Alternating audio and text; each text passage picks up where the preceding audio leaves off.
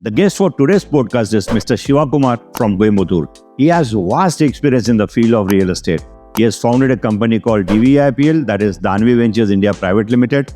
At a young age, he's also been the president of Coimbatore Realtors Association and also been president of the National Association of Realtors India, and also has global exposure. So today, we are going to look at Coimbatore real estate sector. Let us welcome Shivakumar. Hey Shiva, hi, welcome to the podcast. It's been a long time that we have been talking about it, and today's the day when we are recording this. Welcome. Thank you very much. It was really kind of you to have called me for this podcast, and hopefully our listeners get what they want from this podcast. Thank you very much. Absolutely. Really happy that you've been doing this for such a long time. Sure. Thank you very much. Thank you. Yeah. Shiva, could you share a bit about your journey in real estate and what initially drew you to this field, to this line? The real estate journey for me started way back in 2005. So it's roughly about 20 years now. Okay. I was on a aircraft with a very key influential person from the government of TKMP. And he was seated next to me, and we were discussing about general trends and things like that. I was working in DVIPL mobile at that point in time. Okay. So this gentleman found me interesting, and they were intending to do a 1,000-acre township in Coimbatore. So then he said, why don't you join us? Okay. And then I joined them, and I started handling real estate for them, the acquisition part of it and all that. But it was very coincidental. But what drew me post that was, I always believe that real estate is one industry that can open any doors.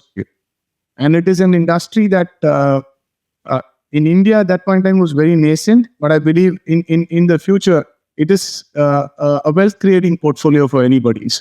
That was what drew me. Yeah, amazing. So this is a very different kind of a story. You got hired in an aircraft. Yeah, very different. So it was a 1,000-acre township. They wanted somebody local who could also speak English, other languages, be very fluent on those languages. So they found me very interesting, and I think and in real estate, mostly people think, for me personally in real estate, I think it's integrity and honesty that can take you forward in any industry. In real estate per se, that is very important. So at that point of time, they wanted somebody like that, and I think they found the match, and he said, okay. Yeah. So I'm sure they would be very lucky to have you, Shiva, because you've created wonders, not only for a local association. I've seen you work at the National Association of Realtors, and you've done a fabulous job. Thank you, Bhaiya. Thank you. I mean, people like you who were the founding team, I think you laid the foundation, we built on it. Sure. Thank you. Shiva, let's talk about the Coimbatore market for which we are doing this podcast today. Coimbatore has been a very integral part of the south and also of the country. So, and you've been very deeply involved in this real estate scene there. So what makes this market unique compared to other regions in the country? Coimbatore, if you see earlier days, and only earlier days, even now we are called the Manchester of the South. Because of the textile industry that Coimbatore has. Yeah. That's predominantly one of the drivers in Coimbatore. We are good in education, we are good in hospitality. So like how every state, like Mumbai had a twin city like Pune. So every state had a twin city. Yeah. So Coimbatore was a twin city for the country. If you see, earlier 30 years or 40 years before, somebody wanting to set up an engineering company would have their office in Pune and in Coimbatore. They'd open a corporate office in Pune and a corporate office in Coimbatore. All the pump manufacturers, all of these guys. Yeah. The advantage that Coimbatore had, Coimbatore was I wouldn't say a cosmopolitan city then, we were a pseudo-cosmopolitan city because we were very conservative. We were not open to new people coming in 30, 40 years before. Because this is a market that was driven by people inside. They didn't want to very entrepreneurial driven city, didn't want others to come in and disturb the ecosystem of the city. But Pune, I think, very different, opened up to people. So the growth of Pune is very, very significant in the country's growth also. Yeah. Coimbatore was taken some time, but now we've opened up. Largely all of these mills, old mills that are not able to run have been transformed into shopping malls, office spaces. People are welcoming others to come in. So that way, Coimbatore's transition has been slow, but I'm sure it will be significant in the future years. Absolutely. Yes, what is right. I mean, I do remember that a lot of machinery units were set up in Coimbatore, and they would, even Pune would get it from Coimbatore. So Coimbatore has acquired a very important, significant place as far as these things are concerned. So, sure, real estate in Coimbatore, let us dive into the current state of the market. What are the key trends you have been observing? So, as I told you, only now the IT industry has stepped into Coimbatore. We've been accorded the status of a GCC. We are looked upon as a global capability center in the country, overtaking a lot of tier 2 towns in the country. The reason being, GCC generally has talent, ecosystem, all of these factors, which all of us believe in Tamil Nadu that Coimbatore is a hugely talent-driven place. So the IT influx in Coimbatore, if you see, for the next couple of years, we're talking about somewhere close to 3.2 million square foot of space going to be built and absorbed. We've already had about 2.2 million square feet, I think 3 million square feet of space already completed, and 2.2 million square feet of space already absorbed. We are roughly looking at a 11 million under construction space. That's what we're looking at. So that's very if you put all of this together, we shall be somewhere around 16, 17 million square feet of space. So that itself brings in a lot of people to the city. Yeah. And you see, Coimbatore always has been a place where the talent moves out of Coimbatore. Post-COVID, what has happened? People are coming back to their cities. And most of these people who have been successful in their IT industry, have reached the peak of the industry, are coming back to Coimbatore, willing to take a cut on the salary and wanting to work back from their own city. So that has driven the IT space. And you see the mall culture in Coimbatore. Phoenix very recently acquired a 400 crore parcel in Coimbatore, Alani. So a lot of these people coming in has driven Coimbatore's landscape. We are also a city that predominantly consumed residential office space and all of this inside. But now we've spread outside, we spread towards the east, which is the airport, all of these areas. We've spread north, we've spread south. So we've seen this city growing from inside to outside, rather than from outside to inside. Then that's a very good sign of expansion. There is where better living spaces would come up. Absolutely. Yeah. So, which are the segments you feel are doing pretty well, performing well? Is it the residential, commercial, or the land? See, as I told you, we are a conservative place, so we never believed in the concept of apartments like 5-10 years before. Yeah. Only now the city is seeing the construction of apartments. Yeah. So generally a land-based economy. People prefer to have that 1,200, 1,400 square feet of land on which they can build a house. But now slowly they have started shifting their mindsets to apartments and villas. Coimbatore in Tamil Nadu is one of the markets where the luxury segment of villas, which is about 4.5 crores and above, has started selling well. People are willing to pick up the luxury space of 4.5 crores, which was never there. This was a market which was a mediocre, I would say, in the mid-sized price. That's where we would operate. But now the 4.5 crore is an easy task for anybody to sell. If you provide the luxury and the amenities, people are willing to pay. That's one set. And Shiva, who are the buyers for this? Because this is a big ticket size. Yeah, earlier in Coimbatore, it used to be a market that was driven by investors. Now we are a market that is end user. So as I told you, since the influx of people coming in, a lot of people wanting to settle back into their city. So these are originally people from Coimbatore or from the neighboring districts of Tirupur, Erode, Karur, Pollachi, who have put their children here for education or for, have set up a business establishment here. That way, the city has seen this kind of purchase capacity in terms of residential. Apartments also are doing really well. The bracket of about 60 lakhs to 85 lakhs is doing really well. These apartments, wherever they are located, could be at least 12, 14 kilometers away from the city, but people are willing to buy that and travel back inside the city for work. Commercial spaces, again, have seen good growth because the average rental per square feet in Coimbatore today is equivalent to those in markets like Chennai or in markets like Bangalore. I would not say right there, but closer to that. So we operate at 65, 70 rupee per square feet for ranging from 50 to 70 rupee per square feet for office spaces. Rent. Retail runs at about 85 to 125 rupees. And at prime areas, retail run up to 200 rupees. So that way, all of these segments have seen good growth, which was not there. We're just picking up as a city, we are just picking up. Yeah. And what about the land, the plotting business also? So the plotting business in Coimbatore is inherent. It is in the blood of from the you plot, somebody will come and buy. You don't have to worry about it. Yeah. So we had heard stories where I'm talking about 20, 30 years before, where somebody would plot say 30 acres, 50 acres and call for a mass gathering, and the booking gets done in like a day or two. 25, 30 years before. Yeah. My God. Cost of purchase was some 400 rupees per square feet or 300 rupees per square feet. And people are willing to buy that at that point. We've always been a landmark. Yeah. I know Coimbatore has got a lot of money. I still remember when we had come for the governing body meeting of NAR India, and we were put up at a hotel, and your association had hosted us. And we've given the Toyota's new vehicle, which was not yet Welfare. Now, Welfare. So I was amazed. I mean, those kind of vehicles we had not seen it even in Pune, and Coimbatore had those vehicles then.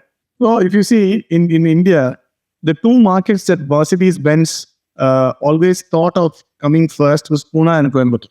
Yeah. The traction, I mean, now it must have changed. Now you see the Ludhianas, so the Jalandhars, all of these have come. But earlier it used to be Coimbatore, Tirupur and Pune for Mercedes and the top luxury cars. Yeah. Okay, Shiva, in Coimbatore, which are the most promising locations for people who want to invest or who want to come and stay there?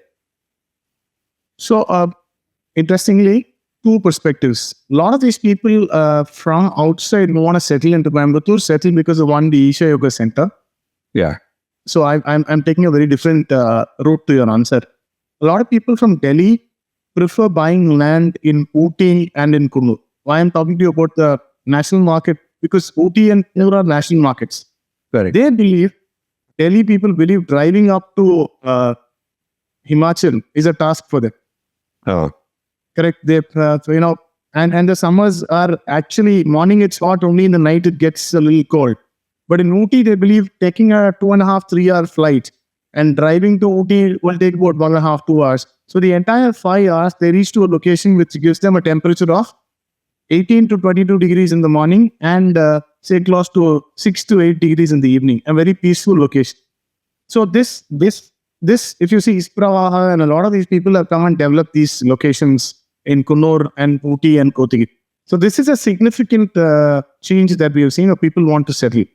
The other markets in and around Coimbatore are the east of Coimbatore, where there's predominant traction on IT and residential spaces, which is, so if you see Bangalore and Hosur have slowly bridged and they've become as one city now. Yeah. People are staying in Hosur but going to work to Bangalore. So like that, between Coimbatore and there's a place called Tirupur, which is like, the economy in Tirupur, the export economy in Tirupur is very big. They contribute at least 11% of the export economy in the country. That's the kind of manufacturing that happens. My God, that is big. So Tirupur and Coimbatore slowly will merge. This is what we're seeing. This will be like the Bangalore and Coimbatore, Hosur story. Coimbatore and Tirupur will merge. So the east of Coimbatore will have a significant traction. The south of Coimbatore being, now we are seeing a lot of activity in the south of Coimbatore, is more of a residential market, residential come education market. East is more of residential and commercial market.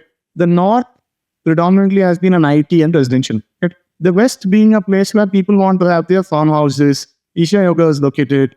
So people want to probably set up a small space, come down, travel to Isha, then go back to their place of domicile. Could be Delhi, could be Bombay, anywhere. Yeah. So the West been more of a attractive market for people from outside the place. Yeah. So very nice, Shiva. You gave us a complete 360-degree view of what is happening where. So this is very, very important for people who are looking at buying properties in Coimbatore for maybe future appreciation or capital appreciation or retirement homes or staying also. Shiva, how has the infrastructure affected the Coimbatore market? There are a lot of infra projects coming up there. Yes. So the top of the notch infra project would be the metro that has been announced. Yeah. So that's why I said you guys were always ahead. Pune is always ahead of Coimbatore. So your metro is done. Our metro is just spoken of, and the DPR has been prepared, and they have plans to extend the metro in the north direction of Coimbatore also. Now they are only looking at the east of Coimbatore, and east is perfect, but they are also looking at north. So the metro is now something that we are discussing. It's on the cards. I think in the next 3-5 years, I think metro should be. So that's one of the biggest infrastructure projects that we are speaking. We are also speaking of a large, the longest bridge after Madurai. The Madurai bridge is supposed to be the 13-kilometer bridge that disconnects people from traveling inside the city to exit. I think we are 11.4 or a 12-kilometer bridge that takes you straight outside to the new airport that we are looking at expansion. Our city has been deprived of an international airport for various reasons. But now, I think the central government and the state government have come into play, and they've agreed to expand the airport. We're at the last verge of expansion. I think this is where we'll overtake Pune. Pune still is the defense zones, the airport, right? But for us now, the advantage is once this airport comes into picture, as I told you, the merger of Coimbatore and Tirupur, this will be in the center, not the center, but a little towards the outskirts of Coimbatore, but easier for people from Tirupur to reach this place. So once that airport infrastructure comes into place, the metro comes into place, and the longest bridge that I was talking to you about, that's already 70% of the work has been done, 60-70% is done. So all of these comes into picture. Ease of traffic will have, people will be able to move better, which today we are finding it a little difficult. But nevertheless, I think these infrastructure changes will definitely help us move. Yeah, and real estate also becomes a little better on these sectors. Wherever the infrastructure, the touch point is there, the real estate also appreciates, and people want to go to that location and stay. Correct. So we've not seen influx of great 5-star hotels come to Coimbatore, but I think once all of this comes into picture, a lot of these hotel chains, all of this will start coming. This is one space that Coimbatore has always been devoid, wearing 5-star 7-star hotel. Sure, yeah. Shiva, something about NAR India, your industry perspective, as you've been a president of NAR India and you have did a fabulous job. So what were some key initiatives you focused on during your tenure as NAR India president? There were two things that I personally focused on, which was the foundation laid by most of you. I've always focused on professionalism and respect for the realtor. That's what we've always focused. So somewhere we were able to get the SRO registered at MahaRERA, and we always speak that we are a stakeholder in the industry. We say we are a part of the chain, we are an integral part of the chain. But then professionalism and respect comes into picture only when the government or any other body recognizes. So we were able to get the MahaRERA to bring those exams for us, which all of you are writing.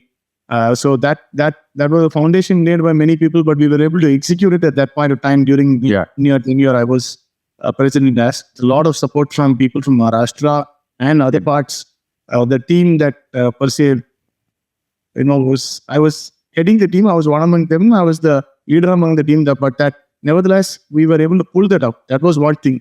And I'm hoping that will replicate in all the other states like Tamil Nadu, Karnataka, where it becomes mandatory for people to write an exam and you qualify, and then you call yourself a professional. So that's the fight that I personally wanted to start off with, which was led by Samir and a lot of people previously, but that fight I could move. And when I say the second part is consistency, which today Amit Bhaiya has agreed to give 2 years of his valuable time to NAR India Yeah. and years as past president for him. So 6 years of his time, I think somebody devoting 6 years of his time is really huge, because 365 into 6, about 2,500 days in your life if you want to dedicate. So only when you consistently sit on the helm of affairs, you'll be able to move something, is what all of us believe. And thanks to Umit or Visa and Chandresh Bhaiya for having come to consensus and move this. So the two things that I worked on, as I said, professionalism and respect. And I didn't take the 2-year term, but I could pass on the baton to somebody to have taken the 2-year. So these are the two things that I thought. I've always believed that education is something that could bring the professionalism part of it. So that's why those tests were very... Yeah. This test has played a very important role, and I'm sure people are going to reap the benefits of this as they go forward. There's a lot in the store still. Shiva, what are your thoughts on the role of technology in the future of real estate, particularly in areas like virtual tours, data analytics, and online transactions? So my knowledge on technology is very poor, but I've always been somebody who was fascinated by technology. It is like studying in a boys' school, but you always, would want to be in co-ed education. Despite of the fact that it's not being co-ed, that's been the thought process for me with relation to technology. It's something that's always attracted you, but you're in the boys' side of the school, so you still have not graduated there. But I'll tell you an interesting fact. I've been following a lot of data analytics. So what I believe is there are a few companies in the country, not a few companies, only very few, which you can name, who provide data for the realtor to assess and take a qualified decision. Like CRE Matrix, what they do now is they give us data and they give us information on what is the square feet rental that has happened between X and Y in different locations in the country, which is available at the sub-register office. But somebody having been able to pull that and put it into a software and give you different patterns of analysis on it will help you take a decision, like how you can buy land, what will be the rental, what will be the ROI, what will be the IRR. So I think that's a big leap in India. I've always felt that we at NAR India should be doing something like that, because that kind of helps all of us to take a very qualified decision. Like in the US, you have a software which gives you the value of a property which you don't want to sell. Like you own a property, but you don't want to sell it. But I can still send you a message saying, Kishen Bhaiya, you own this piece of property. This is the value that property will fetch. Why? Because XYZ property has been transacted in the market at this value. So your property will be this value. So I think in India, we will reach to that stage. It's a long haul, but we will reach there. We have to play a significant role, like CRE Matrix or any of these other people available in NAR India play a significant role. Virtual tours and all of this, I think at some point in time will become a natural course of action for any real. So you need to have all of this set up in your office. You can't say this is not available. So like how the tests are becoming mandatory, I think while you write the test, I'm sure in some point of time, they will make AI also as a part of your course. And they will say, you have to study this, you have to do this, you should be educated enough to handle at least this. Not now, but at least in the next 3-5 years, that's definitely going to come. So that is something that I think of. The third thing, real estate has always been a gray area. People are not provided with enough information, both online and offline. So you have to depend on multiple factors. If this gets integrated through technology, it helps the buyer process become very easy. Primary is always very easy, but needing in land, it's going to be very difficult. And India is a landmark. In most of the states, India is a land. So in those cases, you have to develop a technology that enables the buyer and the facilitator in between to make things very clear.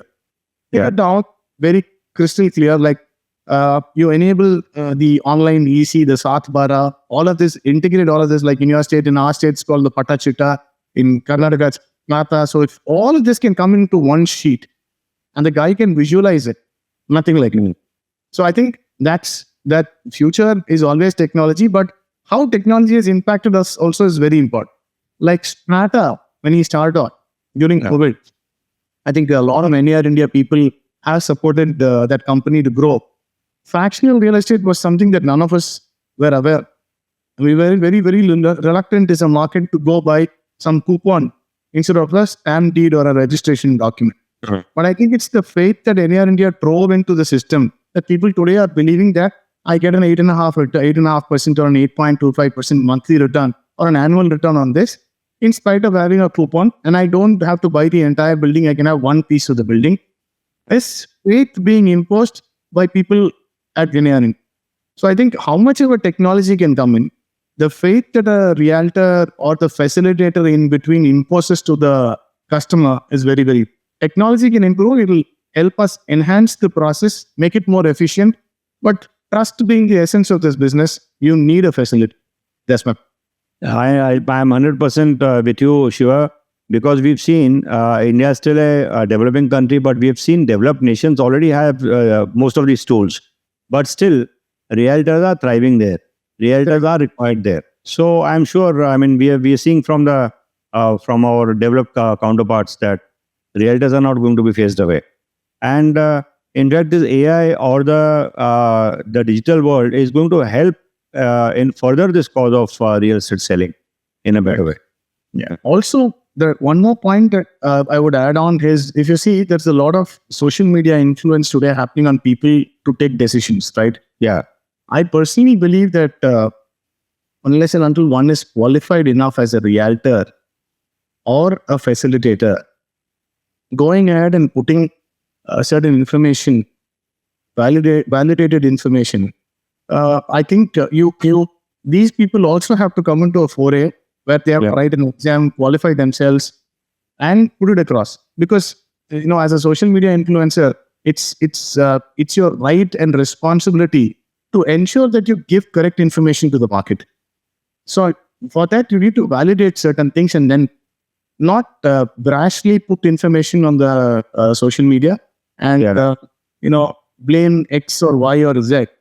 Validate these things, put it across so that you are very responsible and rightful in helping somebody take a very life-changing decision. I think that's something as people who believe in technology, you have to become more morally responsible. This is something that I want to tell to all the social media influencers out there. You see, a realtor is no less. He doesn't want to harm the customer. He doesn't want to harm the developer. No realtor, nobody's intent is. Yeah. But we see a lot of people on social media trying to harm the realtor fraternity. Yeah. No businessman wants to intentionally cheat or commit a fraud. Yeah. But there are people who will do it, but don't bring the entire fraternity. I would ask or request all these people to refrain from doing such kind of activity unless and until you validate it. Yeah. Very, very valid point. Yeah. That's a message I wanted to give here.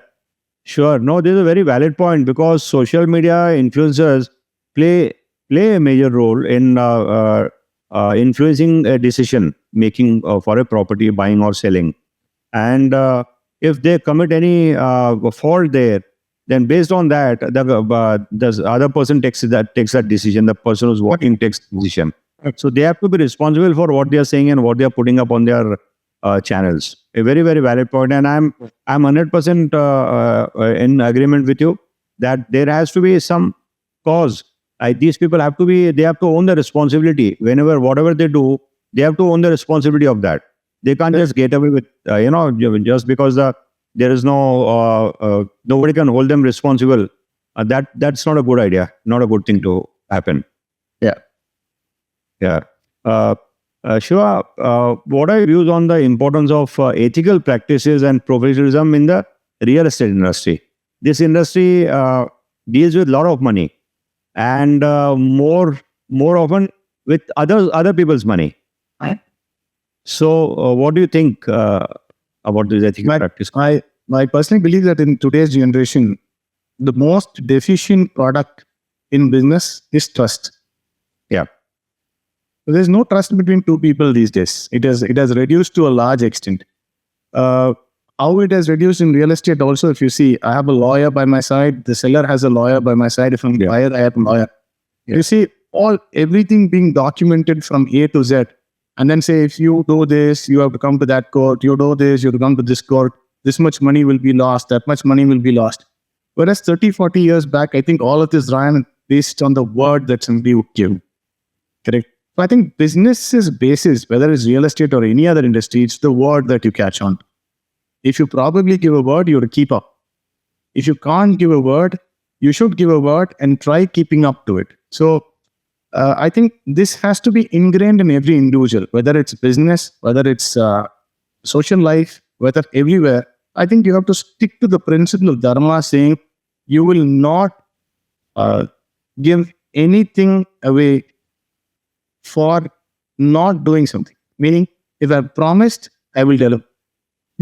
Or two, I will go any way out to deliver. So that is something that you have to keep up.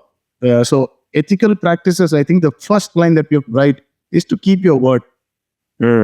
Keeping your word up, you're a professional. So we've always seen this in this. So there are advocates who will go back and say, I'll win this case. Yeah. There are doctors who would say, I will save the patient. Everybody wants to do it. As a realtor, you're saying, I will get this property sold at X price. Yeah. I will buy this property for you at X price. This is our commitment to the client, right? So we need to stick to that. We cannot move away from before committing, validate, and then come. So if you see, these are basic qualities, Kishen. You don't have to make a sheet and say, these are ethical practices. I think these are basic things that have to be ingrained in you. But if you see what are practices that we need to follow is in today's generation, we need to be consistent with our follow-ups, number one. Number two, we need to understand that whatever we have committed or followed up may not result in a fruitful result always. Yeah, we need to be patient. So I think as ethical practices, we need to do two things. One, keep up to your word. Know your subject. That's also part of ethical practice. Very much. Third is don't expect the result that you always expect. Sometimes you always lose. So learn to be patient. So these three things I think you need to build as an individual to be in real estate. Very correct. Shiva, I go by what you said. Earlier days, word was enough. If certain transaction was discussed and agreed upon, then both would honor that. But I've seen, because I've been around for quite some time, so I've seen this word thing has faded away now. And money has taken center stage. Money was important then also. That is the reason transactions would happen. But now money has taken the center stage and word has taken a backstage. So word is not very important today.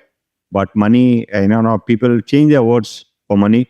So greed has taken the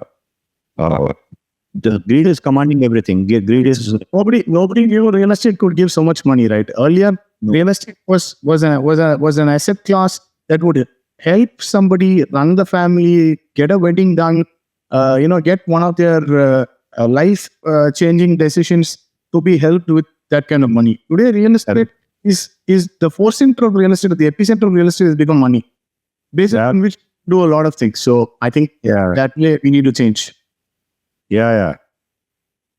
Shiva, what advice would you like to give to young professionals who are aspiring real estate consultants, or they want to build a successful career into this particular sector?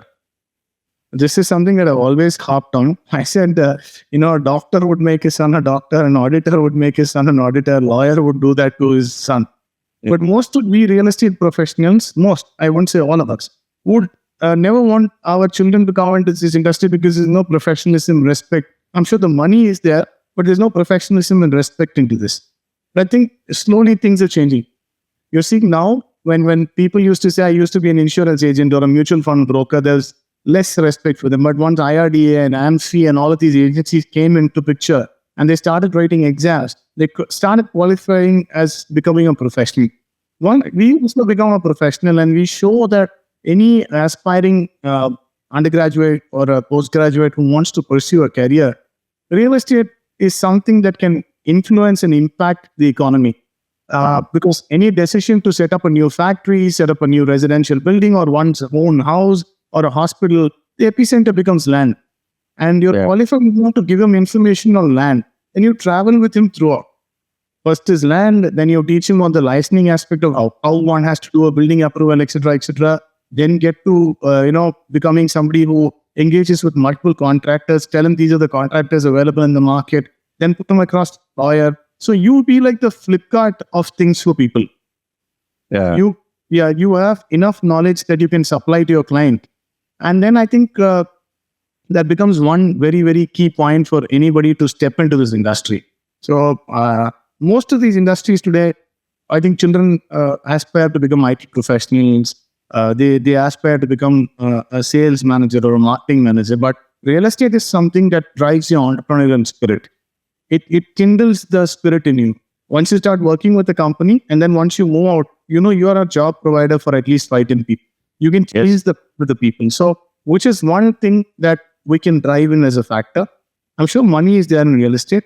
But as I said, if we can get the certifying agencies to give a qualifying exam and the aspiring students take the exam, then come into the system, I think we are not far away from the young generation getting in here. So our RICS courses are something that there's a lot of youngsters who pursue RICS and then they get into the industry and start doing start pursuing real estate as a career. I think that way our IARE also will start. I'm hoping this year or next year, IARE also will have a syllabus drawn out. And once people start writing the exam, then we'll have students coming into real estate. Yeah, I'm sure. And we should do this as early as possible because it's time we brought in our own educational courses through IARE. Yeah.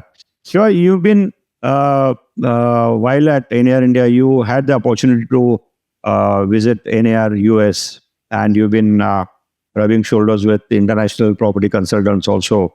So tell us more about how do you think the Indian real estate compares to the global real estate markets? So the global real estate scene is mature. India is still developing. So that's one significant difference that you'll see. And in global real estate, as I told you, things are very definite. Things are very transparent. Laws, regulations, payments, all of this are transparent. Whereas in India, we are evolving. I think only a few states have come to conclusive titling. They're speaking of conclusive titling. You today have a lot of government records that have come online for people to see. I think payments are also slowly becoming largely in terms of transactions, it's slowly moving towards 100% white market. Yeah. So if you see that way, they are a very mature one. Yeah. And they're more trusted on. Yeah. As realtors, they're more trusted on. So for example, A will only work through X realtor. B will only work through Y realtor. So like that, India is also building its systems. It will take time. But I think it will not take more time considering the rapid speed that we are growing at. I think in the next 5-7 years, we should also be there with a lot of support from the government in terms of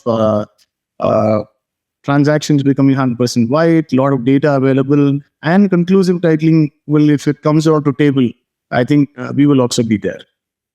The significant difference, they are relied more on as a community. Here, I think we have to get there. We're getting there. Probably they are relied more upon because systems are in place for a long time. They've been practicing all that. And we have just begun, after NAR India came into being, we have started getting into all the systems, and it takes a long time. We are a large country. So we are in for a long haul here. Correct. Absolutely. I'm sure. Yeah, sometime we'll reach there. Absolutely. I would like to talk about the future outlook of Coimbatore. Looking at what are your predictions for the Coimbatore real estate market, say in the next 3 to 5 years or 10 years? How do you feel this going to happen? What perspective you're asking this question? So, for example, the growth, the number of units being manufactured and sold. Okay. So as I told you, we will, we as a city are about 247 square kilometers. That's a city. And the city's expansion is happening. We are going to close to about 512 or 700 square kilometers. We'll add to this existing. So I think we will be 1,000 square kilometer city in the new master plan. Okay. So which is bound to come in the following year. Our new master plan is bound to come. So which enables more people to come and build more units. So there's no doubt that we are the growing markets. There are a few markets in India that are bound to grow. Coimbatore is one of them, no doubt. We should be in the top 5 in India because that's the kind of purchasing power parity that this city has. There's a lot of purchasing power that the city has compared to other cities. In terms of numbers, we are definitely going to go up. But in terms of costs also, we are definitely go up. We've already peaked up in terms of prices. Once prices stabilize and the market expands, I think this is the place most of the people would want to come in. I would not say, as I said, Delhi, Bombay, these people come and invest here in Konoor and LT and all of these. But you can't find more other people wanting to come here. We will only see the comeback of Coimbatorians to Coimbatore and the comeback of Coimbatorians from outside India back to their hometown, setting their own factories, setting their own industries, setting their own farms. You see a lot of people, a lot of corporate guys who were at the peak of their career, shifted to a place called Anakati, which is close by to Coimbatore, has a very different ecosystem there. Western Ghats, very nice climate, a lot of farming that you can do. People have come, put their farms there, given it out on rent whenever they want to. So as a market, we're maturing in all directions. And in the next 5-10 years, this is the place I would say if you invest now in the next 5-10 years, it will be time for you to liquidate and make it. And apart from the Coimbatorians who would want to come and settle here, once the IT is ready, you'll have a lot of migrants coming to Coimbatore for IT jobs. Absolutely. So most of these people, see, many of the people who have worked here, who are from outside Tamil Nadu, have a liking towards this city. This city is a very hospitable, salubrious climate, good water, good food, doesn't disturb anybody's ecosystem. So that way, if you see, people want to settle here. And other reasons also being education and hospitals. So I think in the country, we're the 3rd largest in terms of beds, primary, secondary, and tertiary. Hospitals, you have best hospitals here. Education, education, we have the premier institutes of the country, the PhDs of the cities is the most popular in the country, have given out a lot of alumnus. So that way, education also we are there. I think we are slowly seeing a lot of universities trying to set space here from outside the country. So all of that happens, we will be the in market for the next 5-10 years. Okay. Shiva, now about the Indian real estate market. You've headed Air India. So where do you see the future of our Indian real estate moving way forward? No, as you know, when you see the office grows, the organization grows when the employees grow. Yeah. Likewise, India grows when its cities grow. Correct. So the growth of Indian cities is something that you cannot stop. Like Nasik next year has a Triambak, the Kumbh in Triambak. That's going to be a big attraction for people, right? So if you see every city, if you see Indore has grown into a major industrial hub now. Yeah. Indore was a very peaceful residential community. You see the Ratlam areas of Indore are seeing a lot of attraction in terms of industries. Yeah. Nasik is in terms of the beauty and the people around in Nasik are driving new businesses in Nasik. So I'll give you an example of Maharashtra, Madhya Pradesh, Tamil Nadu. I'm speaking to you about Coimbatore. Not only Coimbatore, you'll see Madurai, Tiruchi and all of this evolved as livable, growable and scalable cities in Tamil. Karnataka also, you see they're developing a city called outside Bidadi.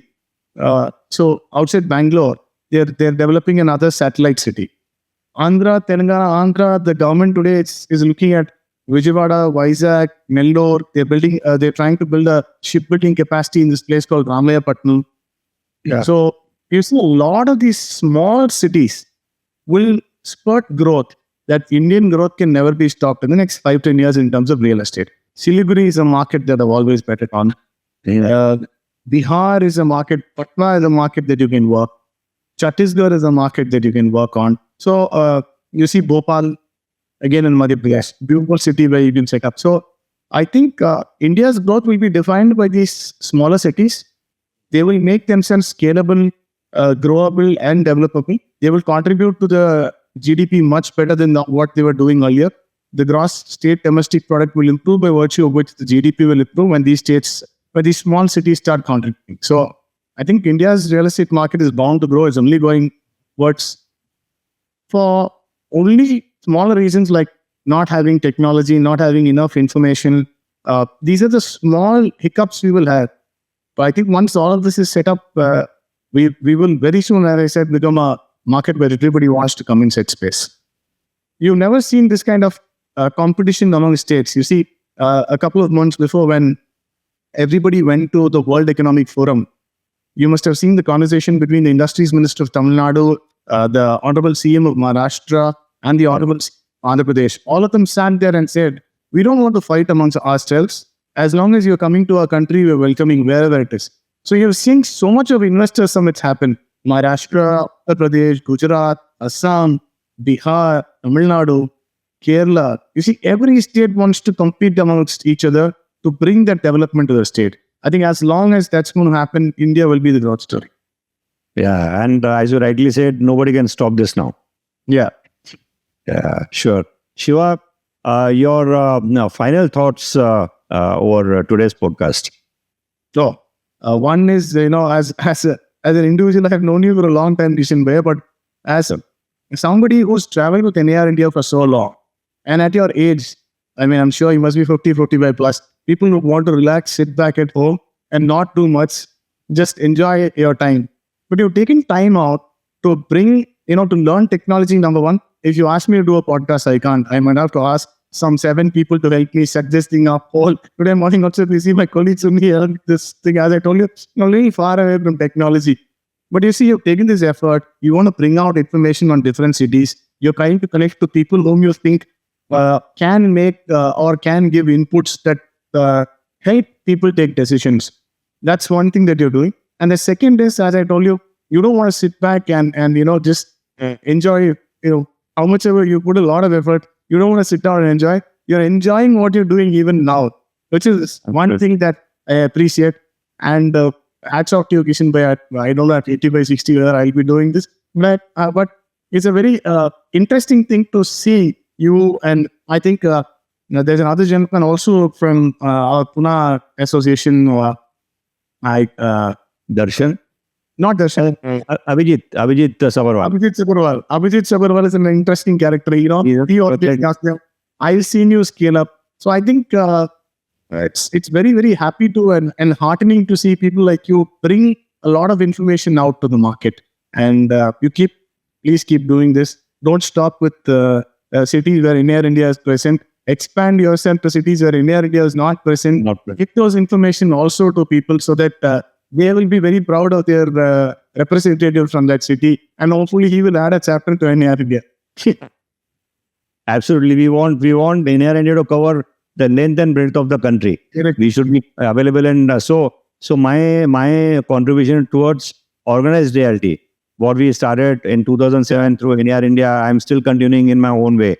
And thanks for underaging me, Shiva. I am not 52, I am 63.